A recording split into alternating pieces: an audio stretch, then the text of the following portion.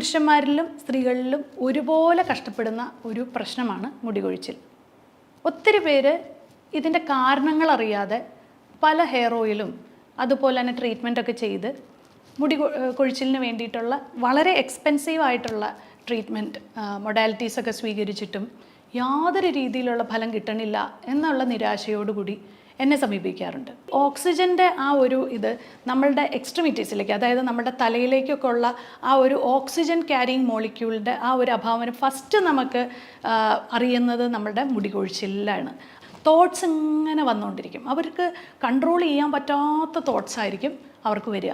അപ്പോൾ നമ്മൾ pranayama breathing exercise ചെയ്യുമ്പോഴത്തേക്കും നമ്മുടെ ബ്രെയിൻ സെൽസ് കാമാവുകയും അവരുടെ തോട്ട്സിൻ്റെ നമ്പർ കുറയുകയും ചെയ്യും. എല്ലാവർക്കും നമസ്കാരം. ഇന്നത്തെ വളരെ പ്രധാനപ്പെട്ട ഇൻട്രസ്റ്റിംഗ് ആയിട്ടുള്ളൊരു ടോപ്പിക്കാണ് മുടികൊഴിച്ചിൽ. പുരുഷന്മാരിലും സ്ത്രീകളിലും ഒരുപോലെ കഷ്ടപ്പെടുന്ന ഒരു പ്രശ്നമാണ് മുടികൊഴിച്ചിൽ. ഒത്തിരി പേര് ഇതിൻ്റെ കാരണങ്ങൾ അറിയാതെ പല ഹെയർ ഓയിലും അതുപോലെ തന്നെ ട്രീറ്റ്മെൻറ്റൊക്കെ ചെയ്ത് കൊഴിച്ചിലിന് വേണ്ടിയിട്ടുള്ള വളരെ എക്സ്പെൻസീവ് ആയിട്ടുള്ള ട്രീറ്റ്മെൻറ്റ് മൊഡാലിറ്റീസൊക്കെ സ്വീകരിച്ചിട്ടും യാതൊരു രീതിയിലുള്ള ഫലം കിട്ടണില്ല എന്നുള്ള നിരാശയോടുകൂടി എന്നെ സമീപിക്കാറുണ്ട്. അപ്പോൾ ഇന്നത്തെ നമ്മളുടെ ടോപ്പിക്ക് എന്തുകൊണ്ടായിരിക്കും എന്നുള്ളതിനെ പറ്റിയും അതിന് പറ്റിയ കുറച്ച് സൊല്യൂഷൻസും ആയിരിക്കും ഞാൻ പറഞ്ഞുതരാം. ഞാൻ doctor Akhila Vinod, wellness OP centre, Yogashram, Palarivattom. അപ്പോൾ ആദ്യം നമ്മൾ ശ്രദ്ധിക്കേണ്ട ഒരു കാര്യം, ഞാൻ പല വീഡിയോസിലും ഞാൻ പറഞ്ഞിട്ടുണ്ട്, ഇതിൻ്റെ മൂലകാരണം എന്ന് പറയുന്ന മിക്കവരിലും ഒരു ഏകദേശം 80% പേരിലും കാണുന്നത് ഡെഫിഷ്യൻസീസാണ്. അപ്പോൾ ആണുങ്ങളിൽ യൂഷ്വലി അവർ ബ്ലഡ് ടെസ്റ്റ് ചെയ്യാനായിട്ട് ഉണ്ടെങ്കിൽ തന്നെ അവർ ടെസ്റ്റ് ചെയ്യുന്നത് വൈറ്റമിൻ ഡി. മാക്സിമം പോയി കഴിഞ്ഞാൽ അവർ വൈറ്റമിൻ ഡി മാത്രമേ ചെക്ക് ചെയ്യാറുള്ളൂ. പക്ഷേ ഇനി നെക്സ്റ്റ് ടൈം നിങ്ങൾ പോകുമ്പോൾ നിങ്ങളിലുള്ള തൈറോയ്ഡ് ഗ്രന്ഥികളുടെ ഒരു ഹോർമോൺ, അതായത് തൈറോയ്ഡ് പ്രൊഫൈൽ ഒന്ന് ചെക്ക് ചെയ്യുക, കൂടാതെ ഫെറിറ്റിൻ ചെക്ക് ചെയ്യുക, അത് കൂടാതെ വൈറ്റമിൻ ഡിയും കൂടി ചെക്ക് ചെയ്യുക. ഇതാണ്, ഈ 3 കാരണങ്ങളാണ് പ്രധാനമായിട്ടും ഒരു ആളിൽ, അല്ലെങ്കിൽ ഒരു പുരുഷനിലായിക്കോട്ടെ സ്ത്രീയിലായിക്കോട്ടെ പ്രധാനമായിട്ടും കാണുന്നത് ഇതിൻ്റെ ഒരു ഡെഫിഷ്യൻസി മൂലമാണ്.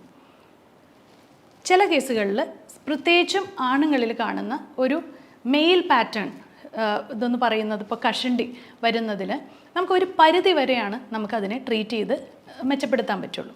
അങ്ങനെയുള്ളവർക്ക് അതൊരു വേറെ പ്രൊസീജിയേഴ്സിലേക്കൊക്കെ പോയി അവർക്ക് ഒരു കോസ്മെറ്റോളജിസ്റ്റിനെ കണ്ട് അവർക്ക് മുടി വേണം എന്ന് നിർബന്ധമാണെങ്കിൽ അങ്ങനെ ചെയ്യാം.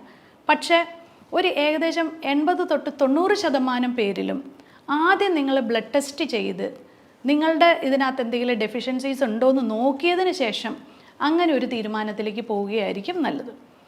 മിക്കവരിലും കാണുന്നത്, ഞാൻ ഏറ്റവും കൂടുതൽ കാണുന്നത് വൈറ്റമിൻ ഡിയുടെ ഒരു ഡെഫിഷ്യൻസി തന്നെയാണ്. വൈറ്റമിൻ ഡി ചെക്ക് ചെയ്ത് കഴിയുമ്പോൾ അവർ യൂഷ്വലി കാണും ഒരു 20 to 30 ഒരു ഇൻസഫിഷ്യൻസി എന്നുള്ളൊരു രീതിയിലേക്ക്. 30 എന്ന് പറയുമ്പോഴത്തേക്കും അത് സഫിഷ്യൻ്റാണ്. പക്ഷേ എന്നിരുന്നാൽ പോലും നിങ്ങൾക്ക് കുറച്ച് സ്ട്രെസ്സും കാര്യങ്ങളൊക്കെ ഉണ്ടെങ്കിൽ നിങ്ങൾക്കൊരു 30-ന് മുകളിൽ, അതായത് 30 to 100 ആണ് സഫിഷ്യൻറ്റ് വൈറ്റമിൻ ഡി ലെവൽസ് എന്ന് പറയുന്നത്. പക്ഷേ ഈ ഒരു 30 എന്നുള്ളത് കൊണ്ട് നിങ്ങൾ തൃപ്തിപ്പെടാതെ നിങ്ങളൊരു 50-ലേക്ക് വൈറ്റമിൻ ഡി ആക്കുകയാണെങ്കിൽ നിങ്ങളുടെ സമ്മർദ്ദത്തിനും കുറവുണ്ടാവും. അതുകൂടാതെ ഈ ഒരു മുടിയുടെ ഒരു കൊഴിച്ചിൽ പെട്ടെന്ന് തന്നെ നിൽക്കുന്നതായിട്ട് നിങ്ങൾക്ക് കാണാൻ സാധിക്കും.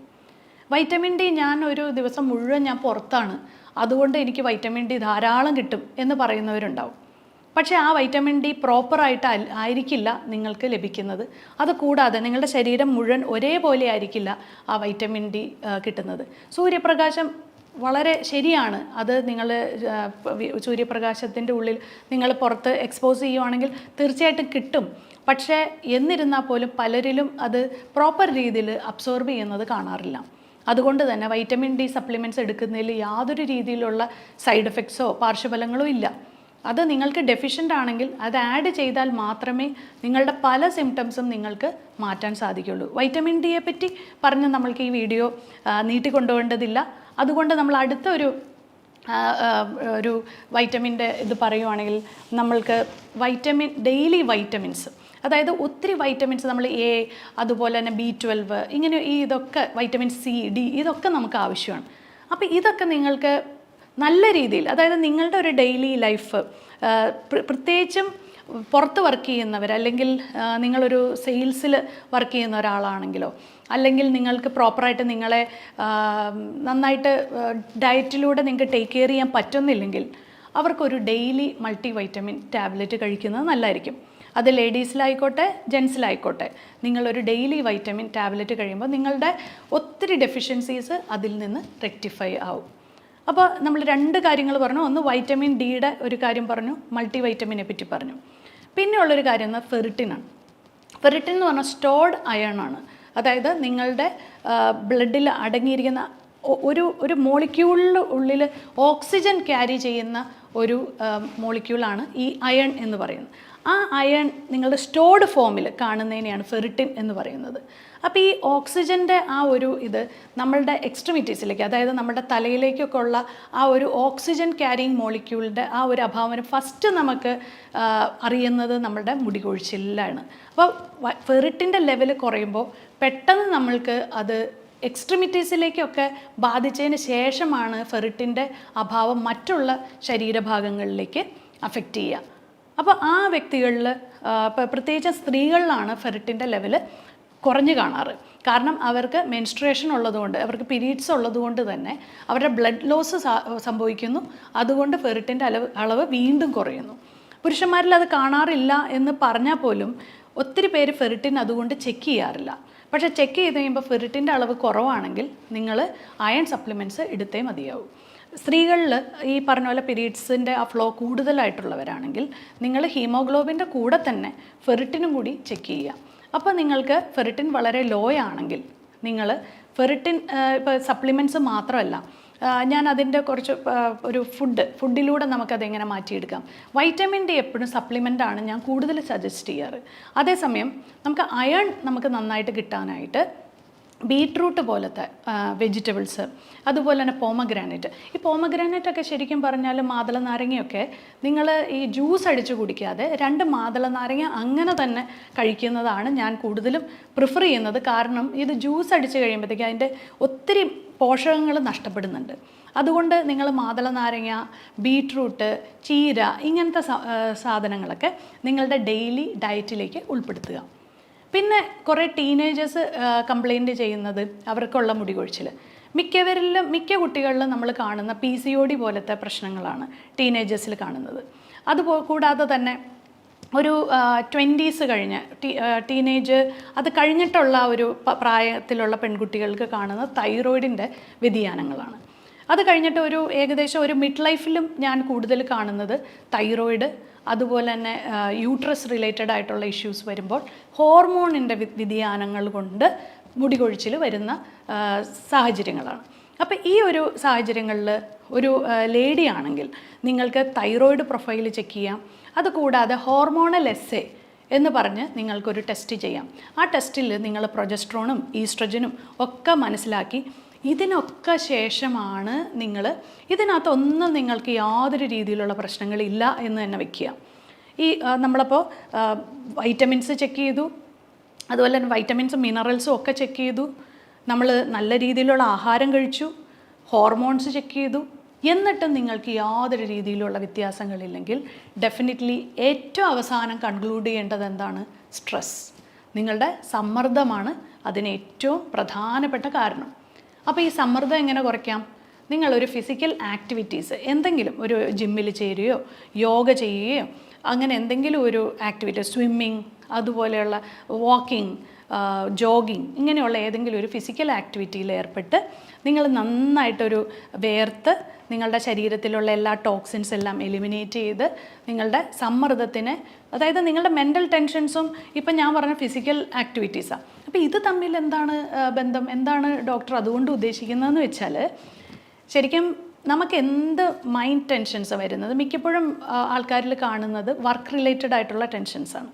ആ വർക്ക് റിലേറ്റഡ് ആയിട്ടുള്ള ടെൻഷൻസ് നിങ്ങൾ വൈകുന്നേരം പലരും പറയുന്ന കേൾക്കാറുണ്ട്, ഞാനൊരു ബാഡ്മിൻ്റൺ ഒക്കെ കളിച്ച് തിരിച്ച് ഫുട്ബോളൊക്കെ കളിച്ച് വീട്ടിലേക്ക് വരുമ്പോഴത്തേക്ക് പിന്നെ ഞാൻ ഓക്കെയാണ് എന്ന് പറയും, അല്ലേ? അതുപോലെ തന്നെ ഞാനൊന്ന് ഓടിക്കഴിഞ്ഞ് തിരിച്ചു വരുമ്പോഴത്തേക്ക് എനിക്ക് ഓക്കെയാണ്. അതുപോലെ തന്നെ ലേഡീസ് പറയും, ഞാനൊരു സുംബ ക്ലാസ്സിലും അതുപോലെ തന്നെ ജിമ്മിലൊക്കെ പോയി വൈകുന്നേരം വർക്കൗട്ട് കഴിഞ്ഞ് വീട്ടിലെത്തി കഴിയുമ്പോൾ പിന്നെ ഞാൻ ഫ്രീ ആണ്, പിന്നെ എൻ്റെ മനസ്സിൽ ഒരു ടെൻഷൻസും ഇല്ല എന്ന്. അപ്പോൾ നിങ്ങൾക്ക് അതുപോലത്തെ ഒരു IT ഫീൽഡിലോ അല്ലെങ്കിൽ ഒരു ബാങ്ക് എംപ്ലോയി ആണ് നിങ്ങളെങ്കിൽ നിങ്ങളുടെ മാനസികമായിട്ടുള്ള ആ സമ്മർദ്ദങ്ങളെ മാറ്റി രാത്രി കിടന്നുറങ്ങുക എന്നുള്ളത് ഒരു പ്രധാനപ്പെട്ട ഒരു ടാസ്ക് തന്നെയാണ്. അപ്പോൾ നിങ്ങൾ അതിന് വേണ്ടിയിട്ട് നാളെ ആവാമെന്ന് വിചാരിച്ച് കാത്തിരിക്കാതെ എത്രയും പെട്ടെന്ന് ഒരു ഫിസിക്കൽ ആക്ടിവിറ്റിയിൽ ഏർപ്പെടുക. യോഗ എന്തുകൊണ്ടാണ് ഏറ്റവും ഫലപ്രദം സ്ട്രെസ്സ് കുറയ്ക്കാൻ എന്ന് വെച്ചാൽ അതിൻ്റെ ബ്രീതിങ് എക്സസൈസാണ്. അപ്പോൾ എപ്പോഴും സ്ട്രെസ്സുള്ളൊരു വ്യക്തിയിൽ അവർ ഭയങ്കര എപ്പോഴും ഒരു ആക്റ്റീവായിരിക്കും. ഇൻ ദ സെൻസ് അവരെന്തുകൊണ്ടാണ് ആക്റ്റീവ് എന്ന് പറഞ്ഞാൽ മെൻ്റലി ആക്റ്റീവായിരിക്കും.